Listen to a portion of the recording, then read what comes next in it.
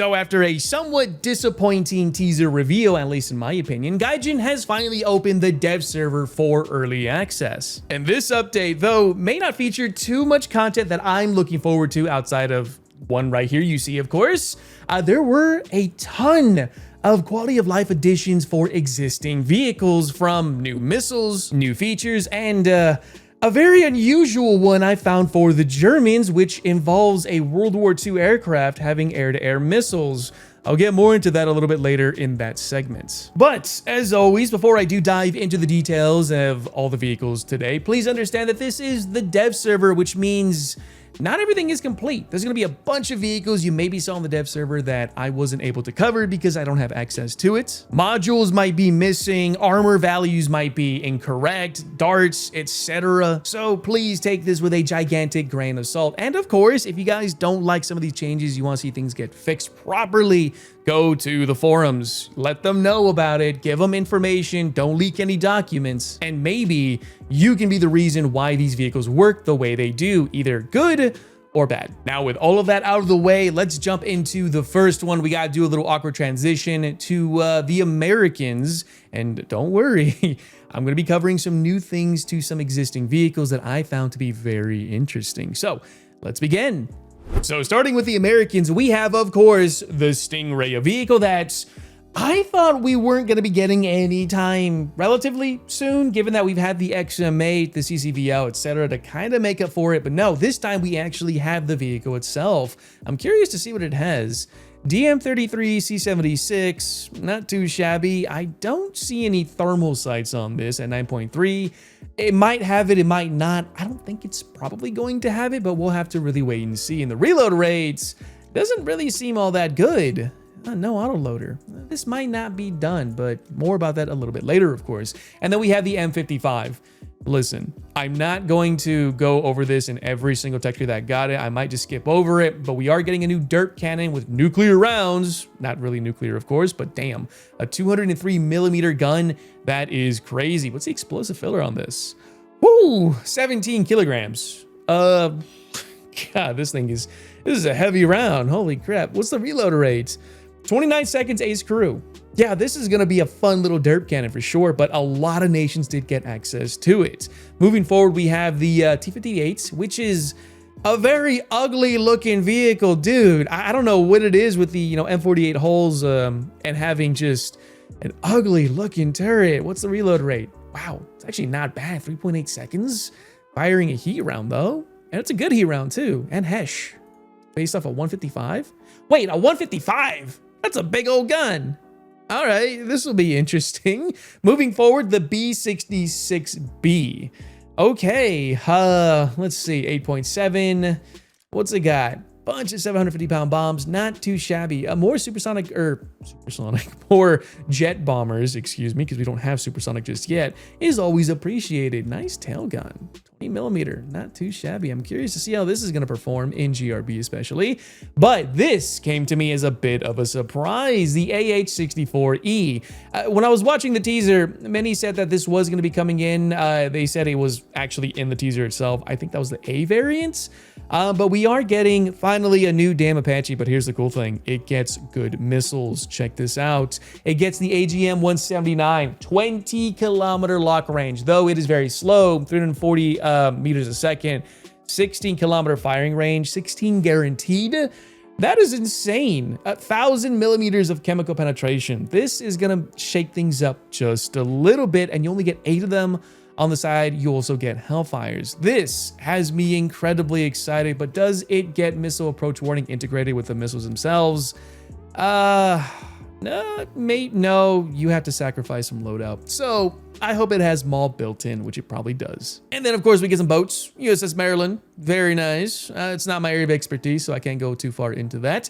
The USS Charles F. Adams, which is pretty nice. It also gets surface-to-air missiles. Yeah, they're Seklos. You can guide them yourself.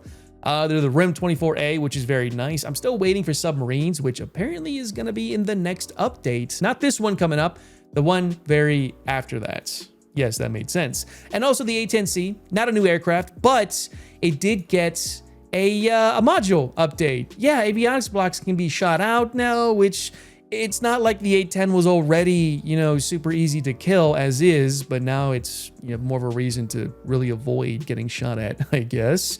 And don't worry, other vehicles such as the Su-25 to get them as well, as I will show a little bit later. So next up, the sad Germans. And of course, they too get the M55. I will be skipping over this, of course. We do have a BF-109T2, which apparently is a carrier variant of the BF-109. That's as far as my knowledge goes, but the FW-190 at 5.0 has air-to-air missiles. I'm not kidding. These are actual air-to-air missiles. They are the X4s. 4-kilometer rear aspect. There's no G load, so I assume it's just gonna fly straight, but what? A 5.0 aircraft with air-to-air missiles? Nani? I mean, probably more aircraft got this too, but this is the only one that I was told that has it right now. But this is gonna be interesting. I wonder how this is gonna work. More about that in the live server, I guess. But next up is, of course, the Russians. And of course, the Russians can be left behind for when it comes to their anti-air system. You see, the Germans, the Americans, the Japanese, they can't just have all the fun for themselves. No, we have to have access now to, of course, the Buck M3. And I haven't looked into this. 1,550 meters a second. Damn, this is a long missile. It is also radar guided, 70-kilometer lock and launch range, 80-second missile guidance time. I wonder how this is going to work. I'm going to assume that these will be easy to defeat for the most part, because all you have to do is just, multipath, and you can definitely avoid getting shot by this thing. But really a little bit more about that once it actually drops, or maybe Gaijin did update it for real, but this should make things a little bit more interesting. But now we also have the BMD-4M2. Finally, a BMD-4 that is in the tech tree. What's it got? Let's see. 30 millimeter, 100 millimeter gun. How much ammunition can it carry for the missiles? If it still carries 4, that's going to be kind of an issue, I think. But you know what? I don't mind this too much. It's a new BMD, so I'm excited for it. And then we have, of course, the Mi-35P, which has Vickers missiles. It's at 11.7, which is lower than everything else pretty much. And that's kind of exciting, I guess. More Vickers missiles at a lower BR. Yay, this will be a lot of fun. Isn't the Ka-50 sitting at 11.3? Okay, so it's a squadron vehicle. Do enjoy that. My squadrons are open to the public, so if you guys want to get your points and there's room, go to my Discord, apply to it, and you can get access to my highly active squadron. Cool, cool. Now, next up is the Mi-28. Not a new vehicle, of course, but as you can see, it did get access to the Lemur missiles. That's right, 20-kilometer lock range, 15 launch. It is a fire and forget missile because it is IR. There's no penetrating values on this. I assume it's going to be high explosive. Yeah, it's SAP HE. So don't expect to really kill tanks with this unless it's top down. And even then, don't really trust it too much. But we finally get access to the Lemur missiles on existing helicopters, which is pretty nice. Next up, we have some boats. Not really well suited for this kind of stuff, but it does get missiles. As you can see, it gets access to the 9M33 Saklos variant, of course, which should make things a little interesting. But keep in mind, you can engage vessels with this as well. But again, naval is not my strong suit. Next up is the Su-25. Just this variant for the time being. It did get avionic blocks, etc., which means now finally when you shoot this damn thing at any, at any point, you'll probably break something important. So nice to see the Su-25s aren't going to be as OP. So next up, we have the British that I won't forget this time. I still feel kind of bad for messing out on the British in the last dev server overview. I'm so sorry for that, guys. But we have, of course, the Sky Saber as a star. This thing is tall. Holy crap. Yeah, good luck hiding with this. I mean, if you sit behind a building, I guess you might be okay. This thing's going to be impervious to a lot. I don't assume, or I don't imagine, I mean, that fragmentation is going to kill this thing if you shoot it at the top. I could be wrong, but let's look at the stats on it really quick. It has the CAM missile and the ER variants. This is the radar guided, I assume, and this one, actually, no, they're both radar guided. Okay. 1,028 meters a second, 16-kilometer lock range, 45-kilometer launch. Oh, okay, so this is just the better variant of it. Okay, cool. So you want a gun for this one, of course, which it gets both. Interesting. I'm not reading too far into it just yet, so I do apologize if I do miss some information. But from what I can see right now, they both look pretty much the same. Almost, except one has a longer engagement distance. Is this going to be worthwhile? I don't really know, as again, radar guided missiles are kind of wonky on these types of platforms, at least in my experience. The Derby is a good example of that. Not a great missile on the Spider, I think. And then we have the Ram, which is cool. I mean, not my area, of course, but it's still, we get something new, which this looks like a Sherman, but not really. It's so ugly. I love it. And then, of course, we have the F-18s. We have 3 variants. We have the early version, the A. We have the late version, which is really to no one's surprise. And, of course, a premium. This is now, what, the 3rd F-18 premium we have in the game? It's just, I mean, I don't mind it. Don't get me wrong. But, damn, more premiums. What's it got on it? Let's see. It gets 120 Bs and 120 Cs. Wait a minute. This is the premium I'm looking at, right? No, okay.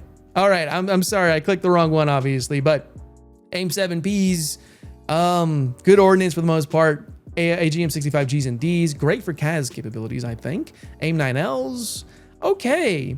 Yeah, let me know if you guys pick this up. I'm very curious to know your experience on it. And then we have the Nelson, not an area of expertise. Once again, I do apologize if I keep repeating myself on that. And then we have the Samuras, which I don't see any missiles on it, so I assume it's not gonna have any.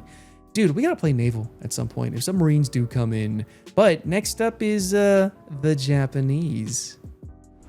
And at long last, Gaijin has finally given us the PM Oplot. And truth be told, I thought it was going to be part of the Russian tech tree at some point, but given the real world ramifications to that, I guess, it was probably a good idea not to do that. So to see it as part of the Thai military's addition to the Japanese tech tree did make a lot of sense. Now, just a quick little overview of it because I'm excited for it.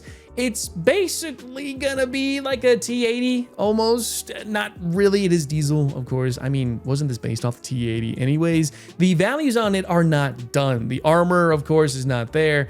But here's one thing I did see on it that was kind of concerning. I don't think this is gonna stick, of course, and that's the gun handling, right? 2.4, 2.8 ace crew degrees on the vertical guidance. For a 12.0 vehicle, that is horrible. I don't think there's a single one that has that really bad of speed, not even the Type 90s.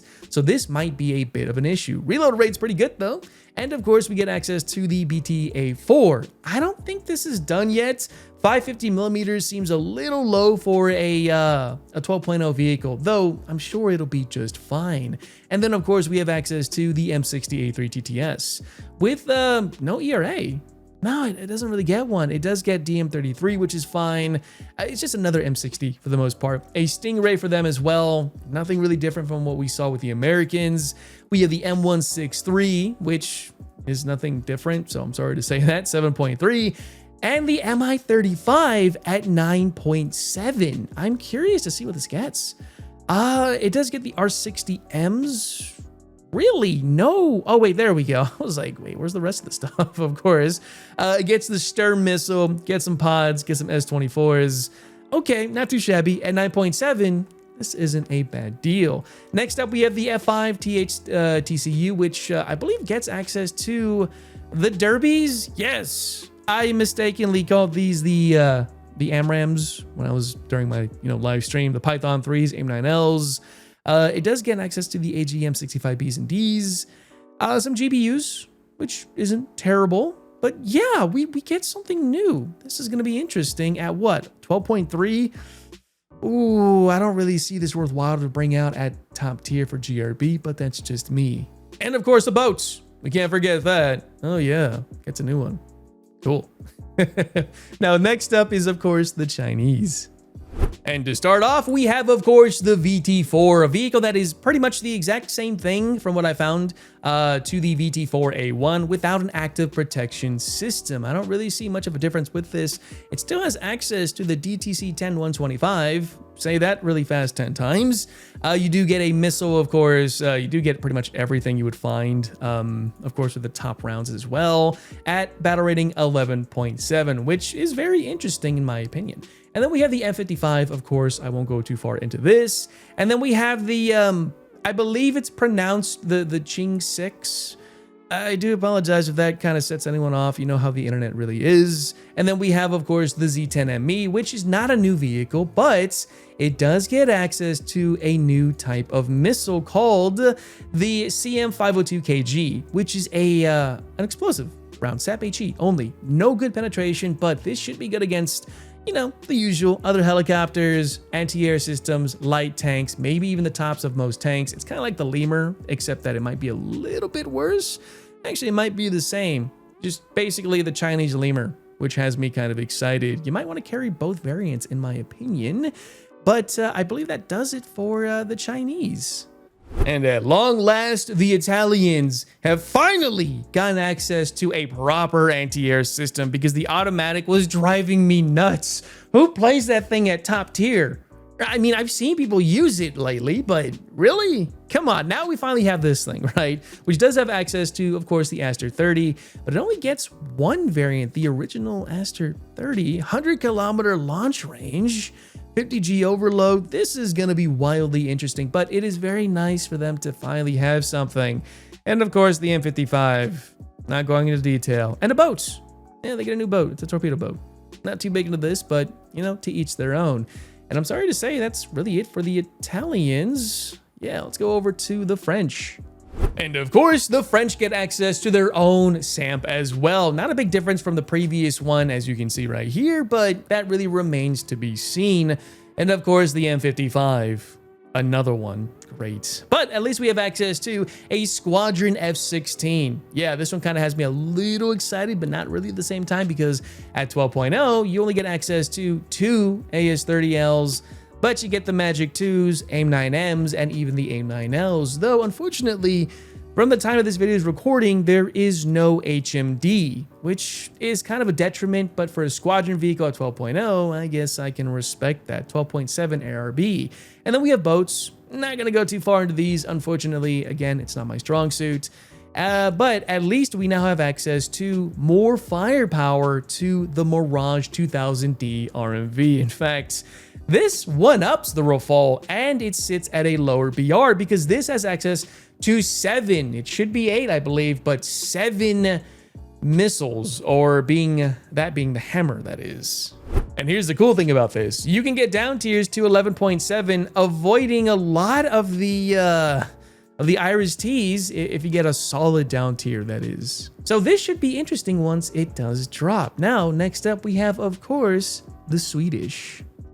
Now, this one came to me as a bit of a surprise. You see, the CV90-105 TML was the original premium vehicle for the Swedish top tier lineups, and Gaijin ended up replacing this, and I mean flat out replacing. You don't get a new one. You get this removed and replaced with the XC8, which is what we now know and love in today's high tier environment. But now we finally have access to this as part of the tech tree, which again, it was a huge surprise because Gaijin doesn't normally do this kind of stuff where they take things away and then they ended up bringing it back later, even more so as a tech tree vehicle. Though this now sits at 8.7 with some pretty good capabilities, although this does not get a stabilizer, so do keep that in mind if you ever play this thing. Is that final?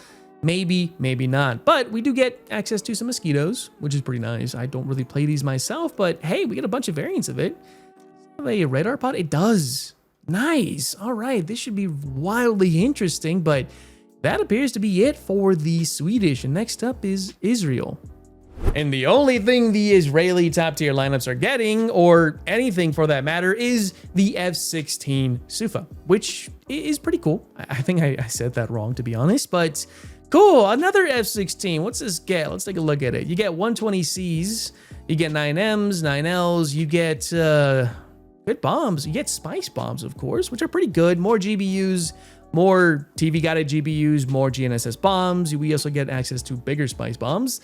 Yeah, not something that's too crazy, but does this get HMD? Let's see. It does. It gets HMS. HMD, HMS, same thing. But yeah, this should be interesting. And also, a lot of Israeli aircraft did get access to more spice bombs. I think what the Kafir gets access to a spice bomb? Let's see. It does. Apparently it's a single one, which should be interesting. Come to think of it, I think Israel has the most F-16s. You get the Nets, the Barak 2, another Barak 2, the Sufa. Cool. How many does the US get? Let me take a look at that. Just 3. Okay, cool. Yeah, that's it for Israel, I guess. All right, now with everything out of the way, let's talk closing thoughts. Not the Stingray, not the B-66. This thing has me excited. Finally, you guys. Actually, let's see if it has Maul. Does it? It does. Finally. Holy crap, I should have checked that at the beginning. I'm excited for this. Just another Apache. Although, I will say, Iris Ts are still going to eat this thing, but seeing that it now has more standoff capabilities, I am very excited to see this. Also, the BM Oplot, I'm excited. First, day 1. Yes, this is going to be it for sure.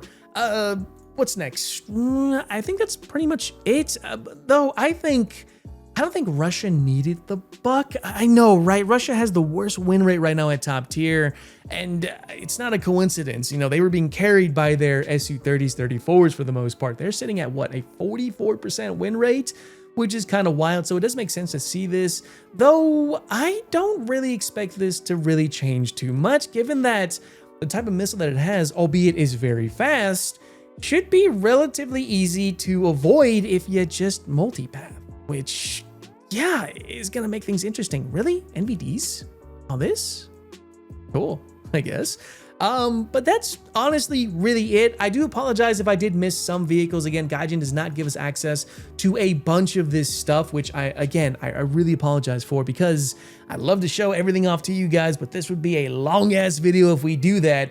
And instead, I'm going to cover the important vehicles, to me anyways, as part of their own releases later this weekend. So let me know what you guys think about this. Discuss everything in the comment section. I do have a part in my, or a section in my Discord that allows you to discuss everything dev server related. I will be throwing in my 2 cents as per usual. And I hope you guys did enjoy this talking head. But as always, I'll see you not only in the next video or even the streams, but you know the rest. And I'll see you next time.